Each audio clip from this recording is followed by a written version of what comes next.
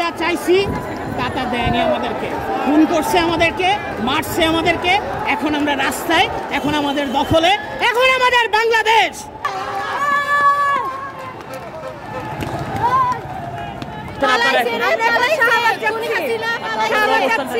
আমাদের কর্মসূচি ওইখানে আছে, এখন যাচ্ছি। বিজয়ের মতো ফিল হইতেছে, জানি না কি হবে, সেনা প্রধান কি বলবে, দেখি কি হয়।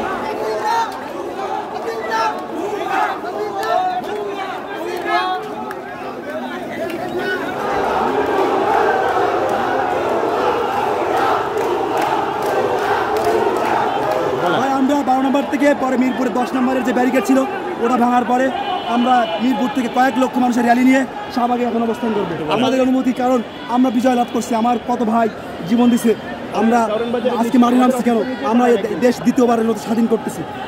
মিরপুর থেকে কয়েক লক্ষ মানুষের র্যালি নিয়ে আমরা এখন শাহবাগে অবস্থান করবো।